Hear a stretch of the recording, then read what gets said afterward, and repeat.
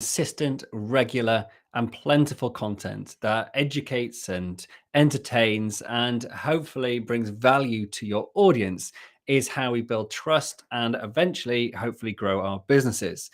Today, I want to delve into the system that I've created for how we turn this podcast, the Systemize Your Success podcast, into multiple streams of content across multiple channels and all without my involvement. I'm going to share the apps, the AI, and the frameworks that I've created in order to do this to get the maximum amount of impact for the minimum amount of work. Okay, so if I roll back to when I first started doing sort of content marketing, which is putting out stuff of value in the hope that people will find it interesting, they'll engage with what we do, you'll grow an audience, and then you can offer those people something of even more value, which they're willing to give you their hard-earned cash for. That's the theory anyway. The problem was that it was taking me so long to get content out there that it meant that it was sporadic and it didn't really have any cadence to it. There was no regularity. There was no repurposing. It was like, I do a post here, I'd write something here, I'd do a video there, do a live over here. It was all a bit here and there, hit and miss, and no real structure or plan to it. Now, as the years rolled on, I grew a small team and then got them to help me out doing stuff. And after a while, we started systemizing the hell out of everything we did. And we since used some cool apps and AI and technology to make that process more efficient. But a lot of the actual productivity hikes and the time savings have come from the actual way that we go about this.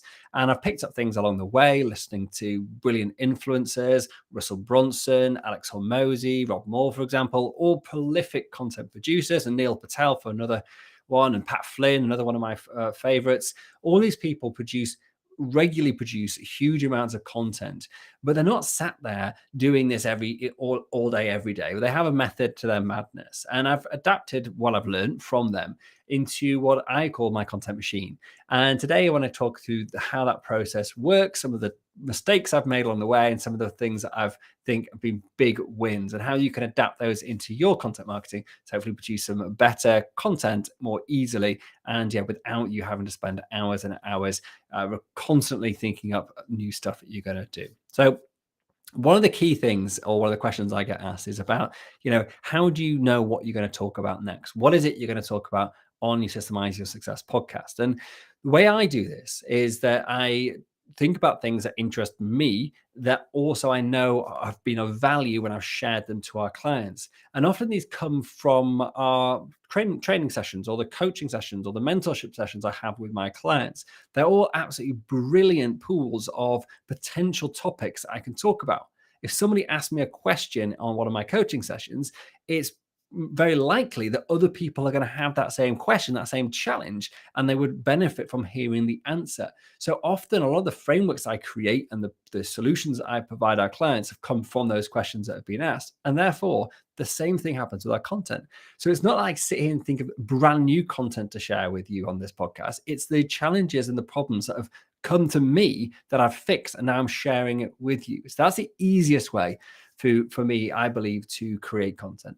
And the other thing is a bit like this. It's like when I figured out how to do something that I used to think was a challenge, and I think, you know what, if I used to think it was difficult and now I don't find it difficult, then other people are on different stages in that journey. And so maybe they would benefit from learning the same thing. And the last thing I like to talk about is apps, because that's something that interests me, and it's something that seems to be something that interests other people. And so actually just picking an app at random that we use every day in our business, and actually talking about the pros and cons of it, or how we use it, or some of the things we've learned, has always been a successful way. So whatever you are doing in your business, those three techniques hopefully will give you an endless supply of content. If you're solving problems within your own business and you haven't had clients directly you solve problems for, then the same goes. If you're having the problems in the business, other people probably have. So the ideas shouldn't be an issue. And I think in the early days, I used to really struggle to think about a long list of things I was going to talk about and plan ahead and everything. And yet there is some merit to having a plan and having, a few episodes in the bank, so to speak. But those episodes, the ideas of those episodes, come in fits and starts for me. So I don't force it and sit there and say on a Monday morning, the first of the month, I'm going to come up with 10 episodes. The idea to the episodes come as they come. And one day I may have an idea for 5 episodes and the next 2 weeks, nothing. So they go into a task management app where I store them in a project called post or blog or podcast ideas. And that's where they live until I get round to actually producing it. And on that note, that's an old name for the project, but I'll talk about it today because it's really significant. I used to write blogs, I used to write emails, I used to create live videos, and I used to create, like when I started the podcast, video stroke audio as well. Those for me were different things that I did. And the difference between then and now is that I produce one piece of content that gets turned into all that other stuff. Therefore, I'm minimizing the work that I need to do in terms of thinking about what I'm going to talk about, going through it in my head and planning it out or making notes, whatever, and to actually then produce lots of different pieces of content in different mediums that will attract and be useful or be of value to different types of people, because people are in all different ways. Some people like listening, some people like watching, some people like reading, some people like seeing images, whatever. And so we all know this, but often we forget or we don't actually utilize all of those learning styles. And so some people miss the point of what we're trying to say because it won't be in a medium that they like. So for example, this video will go out onto YouTube. It will go out into our email blog and our emails, and it will also get turned into a blog. I'm going to talk about exactly how we do that as we go through. One of the big time savers that I've learned over the years, not just for me, but for my team, is about the way in which I record these episodes. Now, whether this is going out really, really live, or whether it's actually being pre-recorded, and I'll hold my hands up, this is being pre-recorded right now, even though it's actually going out as a live. And that is also a brilliant time-saving technique. It allows me to actually schedule when I want to record my videos, even though they go out as being live, and that puts the ball into my court. So I'm now not fixed to be doing something at the same time every week, because when it comes to the algorithms for many of these apps and these channels, consistency is king. And so if you consistently put stuff out on the same time every week or every day, the algorithm likes that. It's like when you have a TV show and you put the TV show out on a Tuesday afternoon at 4 o'clock, or like Neighbours used to be when I was a kid, used to go out at the same time every day after school. If they started changing that randomly, people wouldn't know when to watch it. And so it'd be really hard to actually keep up with what was going, and people would get bored and they'd just switch off. And the algorithms in most of these apps like that consistency too. But the nature of my work and my job and having a young family means that it's not always convenient for me to sit down in a quiet space. Like today, for example, my son is off nursery because he's poorly. Thankfully, my wife's here looking after him today. But if she wasn't here, it would be me. And I can't record a podcast with my 16-month-old son running around in the background. It would be total chaos. And so doing it this way gives the power back to me to record it when it's convenient for me. And it also allows me to, if it totally screws up, I can hit stop. But actually, one of the biggest productivity things you can do is pretend it's live even when it's not. And even when you do screw up a little bit and you make mistakes, as you'll hear me doing time and time again in my episodes, I just keep going. Unless I make an absolute mess of it and I think, look, you know what, that just made no sense. I'm just going to confuse the hell out of people if I release that. Then maybe I'll hit, stop and start again. But I tried to keep that to an absolute minimum. The other massive time saver that we've done over the years is by doing it this way and believing or recording them as lives means that the editing afterwards is then reduced to an absolute minimum. So the main body of every episode I ever record does not get edited unless I've totally screwed up. And actually, in those cases, as I said, I normally stop and start again because I don't want my team to be wasting time editing stuff, trying to think about which bits are good and which bits are bad. I want them just to be able to get it out there, top and tail it with my intro, my outro, maybe equalize the sound if there's an interview, but that's about it really. And that's the way that I produce them. I don't over edit them. I could take out all the ums and the ahs, and there's actually AI apps that'll do that for you in a second now anyway, but I don't make that many of those actually when I listen back to it. Sometimes I do when I'm probably a bit tired or whatever, but generally speaking, so I just don't bother. I just put it out as, this is me. take it or leave it. You like it or hate it, and then I just basically get on with it. So that's been a big, big time saver for the team.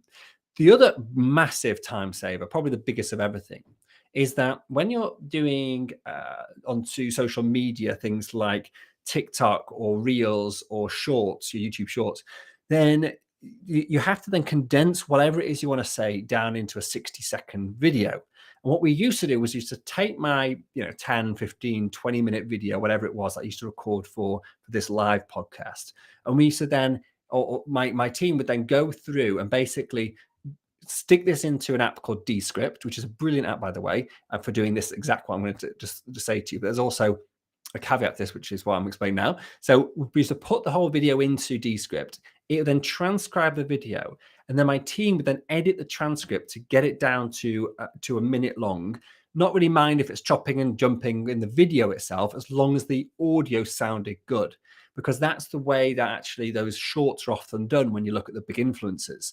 Often they'll jump from one frame to the next and they'll miss out bits or whatever, but they've got nice audio, as in the transcript is good. The subtitles will be bold and they'll be sticking out there and they'll make sense. So as long as you're actually following along with what they're saying and you're not mind that the video jumps around a bit, then you actually get a good 1-minute piece of video.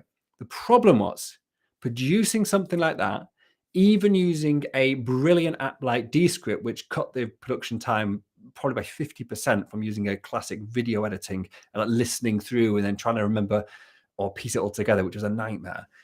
Even using like cool apps like that, it still took up to like 2 hours to produce a 1-minute clip in its entirety.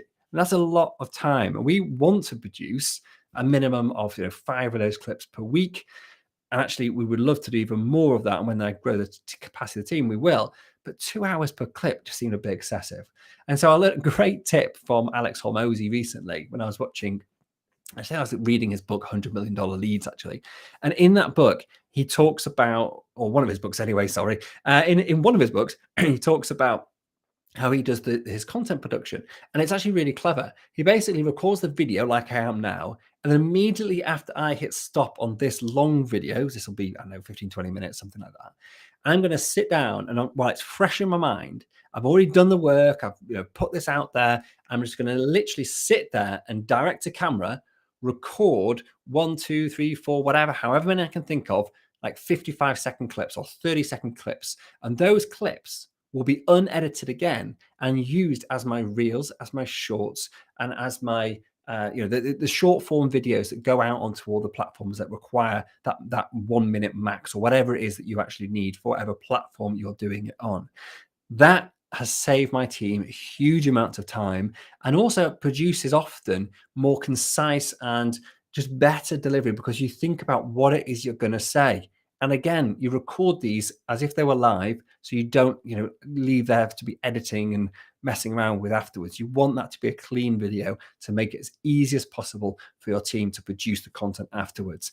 This also reduces the bar to entry massively on the skill sets needed to actually produce your videos because you're not expecting people to be video editors in order for them to actually repurpose the content, because the repurposing in itself for the video anyway is done by you in the production stage rather than the post-production, if that makes sense. So it actually makes the whole thing a hell of a lot easier, and it's only a few extra minutes work for you. So that's probably the biggest tip with regards to how we actually produce content now.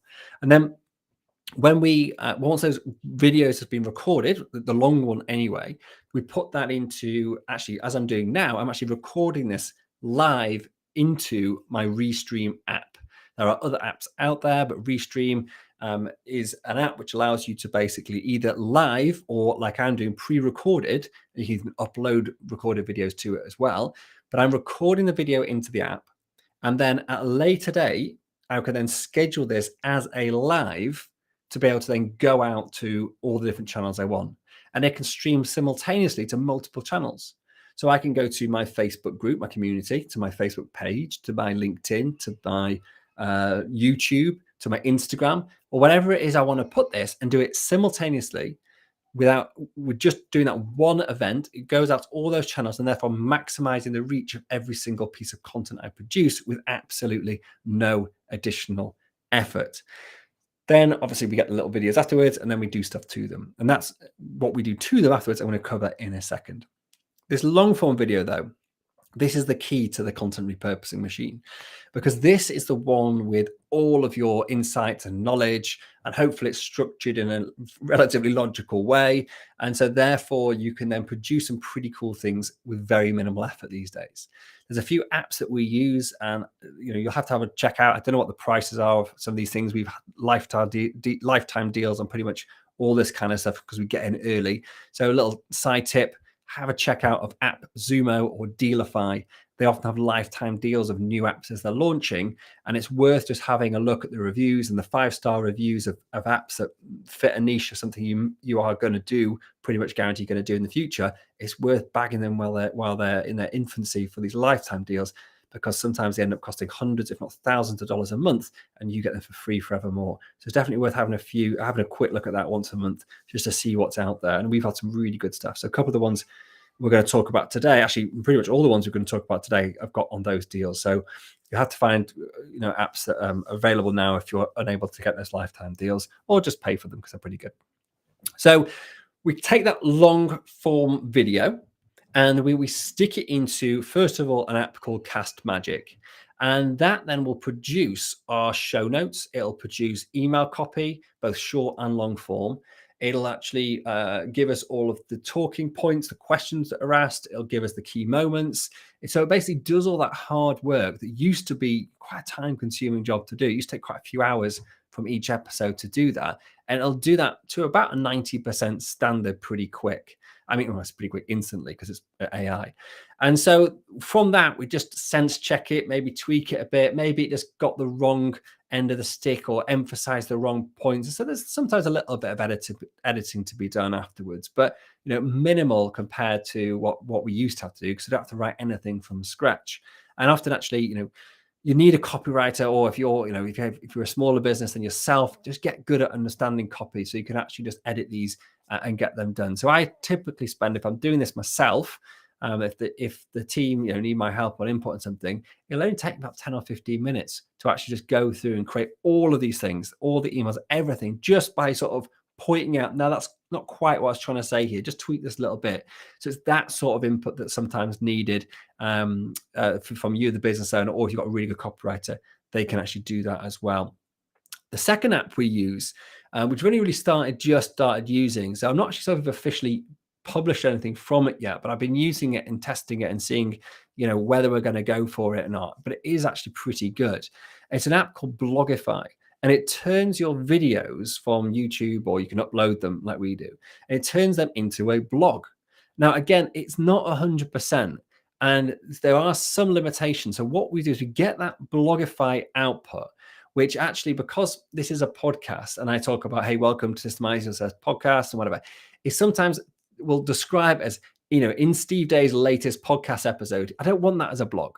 The blog, I want it to be a standalone piece of content, delivering value on a topic by answering certain questions or by sharing value. I don't want it to be related directly to my blog in the words. I might link it to my blog. So I do internal links on our site, so I actually get for the SEO and also to bring people to the live version of the content. But I want to have it as a standalone piece. So Blogify is good. And it does actually create a pretty well-written, it's not verbatim by any means, not a transcript. It's a new piece of content based on the transcript that it transcribes automatically for you. But then what we do is we take that output and put that into ChatGPT, and through some prompting, we then get it to convert that into the style that we want. And ChatGPT, the paid version anyway, you can actually set up your own style criteria now, and your prompts are applied to everything. So you can actually create quite a good framework that it will then use to then actually reword the stuff that you put into it without having to reprompt it every single time. So we take the output from some of these things, put it through ChatGPT to turn that into something more in line with our style guide and our brand guidelines. And then that's what we then use. So again, it's not using a copywriter per se, it's using someone with a savviness to be able to see what looks good and what looks bad, utilizing AI to tweak it as much as we can, and then finally just doing some top level edits just to make sure that it sort of makes sense and on brand. And the other thing that's great though about things like Blogify is that they produce all the keywords, all the metadata, and they'll write pretty good SEO content out the bag, which means that a lot of that can basically then, that work is done for you, again saving you a lot of time. And you can always then use that blog and then use something like ChatGPT, or you can then use other AI to actually turn that blog into all of your short posts to promote the blog. And that's the other thing, actually, sorry, Cast Magic does, is it produces your copy for your post as well to promote the episode. So by utilizing a combination of these things and feeding things back into each other, you can actually very rapidly produce a lot of content that allows you to then promote the main piece of content. So the video or the blog, for example, and the blog was written from the video, if you remember. So I've then created one piece of pillar content. I've created another piece of pillar content, as in my blog from that. And the AI has created all the promotional emails and the posts and everything from that as well. And actually, the emails we write, we do some long form emails, which in effect are blog posts, which we could then which easily could be repurposed as blogs as well. So there's lots of ways you can use this content that comes out to actually just give people different ways of absorbing the value that you're giving them, if you like. Once those things are, once we've got all the posts ready to schedule, so the blog posts will go out, for example, the podcast will go out, the YouTube will go out, and now we want to actually promote those across social media. So we use short form little snippets, we'll use teasers, and then we'll basically, and these are all from the AI apps, and we put those out across social media. And then I get my team, or I have my comms assistant, to actually monitor all of the notifications in my social media apps.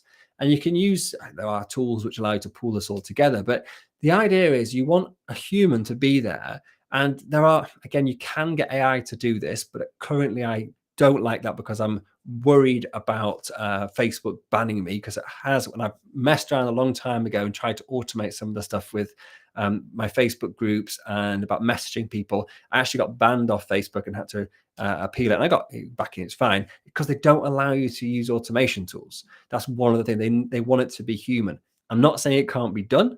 I'm just saying that if you've not got the time to do it right, it can be risky. So I actually get a human to actually watch my notifications. And when someone comments on a post, I get them to jump in and reply with a question.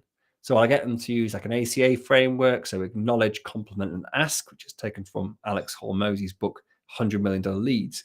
And I'll get them to compliment on the question if it's appropriate. Sorry, to acknowledge the question, compliment them if it's appropriate. So maybe there's something on their blog, or they've posted recently, or whatever, something about just everyone likes a compliment, so just to compliment them. And then we ask them a leading question, not a leading question, sorry, wrong word. Ask them a question that leads them towards us.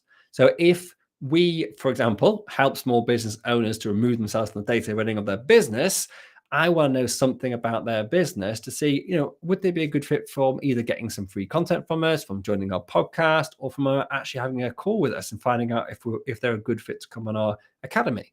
And so by asking them a question related to the post that's being put out there, that's actually asking them, about their business, do they use a virtual assistant, for example? Do they have a team? How much involvement have they got in the day-to-day running their business? Then it's relevant to the post, because that's what I talk about, all that stuff. And it's also then bumping, because I'm putting the question on there, it bumps that social media post to the top of the group or the thread or whatever it is. And also by asking them a question, they will hopefully reply and then rebump it, which feeds back into the algorithm. And then our staff will then come in and ask another question. And so the idea is to get these posts that are going out there to be seen by as many people as possible. And to do that, we need to play into the algorithm by producing interesting content that people comment on, that other people comment on, that people ask questions on and comment again. And the longer people spend on the reading or digesting or watching the videos, the better the algorithm thinks that piece of content is, and it'll show it to more and more people. So this is an essential step in actually getting value or getting the biggest reach from the hard work you put in producing your content. And I hold my hands up, I'm not a massive expert at this. This isn't something that, if you look at some of my posts, I do awfully. But it's when we do this right and we really get it nailed, it makes a big, big difference. And so This is something that, I am focusing in 2000. This is recorded in 2023. 2024 is going to be the year that I create this system to absolutely nail this, because we're producing a lot of content. Our repurposing is absolutely nailed now. We're getting the content out there professionally. I love what we're doing, and now we're going to then massively increase the reach. And so watch this post, watch this space, and I'll share more about how we do that going forward in the future. Okay, so that's the theory of how we're actually going to bump these posts once we've done all the hard work to get it out there. And the key takeaways from this are is that you're going to produce, or the way we do it, actually. So the way I do it is to produce a single piece of pillar content in my chosen medium. Video, in my opinion, is by far the best, because you can then create whatever you want from it. And there are lots of ways you can put videos out onto the internet, which get good engagement. People watch the whole video if you produce it well with some nice subtitles, etc. Like mentioned before, which we add in Descript. You can also add things like B-roll, and there's actually new AI apps coming out that will do subtitles and B-roll pretty much automatically. You just go through in a few clicks, and you've actually got some nice B-roll in. If you don't know what B-roll is like adding images over your video, or little videos or GIFs. So basically keep that engagement up. And it's that side of stuff that we're really focusing on in 2024 going forward, that and the engagement kind of things. So you produce your pillar content, you get it ready for the channel you're going to put it out onto. You use your AI to actually create all the copy for it, to actually create your long form posts and your emails from that video content. And then you put it out there using, I forgot to mention one app, a scheduling app. So we use an app called Story Chief to schedule all of our content across everywhere that goes out. The only place I think we don't do this, if I remember, is on my personal profile. I think my team still do that manually, because Story Chief can't connect to my personal profile. So that's one thing to look out for when you're looking at scheduling apps. See if you can find one that actually connects to your personal profile as well, because that would be another little time saver. But what that allows us, the team, to do as well is, like, once a week, schedule all of the posts for that entire week, and then it's done. And then if that person goes off sick or whatever, it doesn't matter. The posts go out scheduled as we intended them to for that entire week, or you can do it as far ahead as you want. And so having an app for your scheduling means things go out more consistently. And you can link that to things like RSS feeds and put it into email automation tools and all the rest of it as well. Cool. So once the content's out there, it's scheduled, it goes out. We got a team to then bump it up by asking like good questions, by engaging in conversation, and therefore hopefully we're getting the most amount of eyes possible onto all the content we produce. We're producing the most piece of content from the minimum amount of work, and I'm minimizing by being savvy about the way I record those videos, both the long and the short form, by recording them in a specific way as if they were live. It means there's very little editing to do, which massively speeds up production, and it's very little extra work for you. Yep, it might take you a few weeks to start getting into the hang of it, and about actually just going for it and not stopping and actually recording. We're now on 28 minutes here of me just talking at the camera and actually not breaking and not having a pause, and and just like going for it. And I've screwed up a couple of times, whatever. But hey, I'm not, I'm human, so I'm gonna make a few mistakes, and I think that's okay. And it also means, if it means that I actually produce more content and get more value out to the world, then I think that's a fair compromise. I'd love to know your thoughts if you think differently. If you'd like my episodes to be absolutely polished and nailed and like really, really smooth, and I think that would be more engaging, then let me know. And that, I'd be really interested to hear your thoughts on this specific topic, because it's something that I have adapted over the years, gone from that trying to produce like one perfect piece of content a week to saying, look, how can we just get stuff out there? How can we share more ideas, more value with the world, hopefully help more people? And then the knock-on effect is hopefully grow the business as a direct result of that help we offer people. So that's it for today. Is how I've created a content machine to get as maximum amount of reach of every piece of content I produce in the minimum amount of effort for both me and my team, by utilizing some of the best apps, AI, and frameworks out there. And I believe that what we've created so far is pretty good. And I'm sure there's room for improvement. And I will come back to you when we make the next leap forward in our content machine. All right. Thanks very much indeed. As always, please leave us a review, leave some stars. 5 is always nice. Do share this with your friends and colleagues if you think it would be useful. And if you're on social media, do hit us up with a couple of comments in the chat and let us know what other topics you'd like me to cover. Or if you found this useful, ask me some questions about it, or just let me know what you do. Always interested to hear what other people are doing in the world of systems outsourcing and virtual assistants. All right, take care. Have a fantastic day. Bye.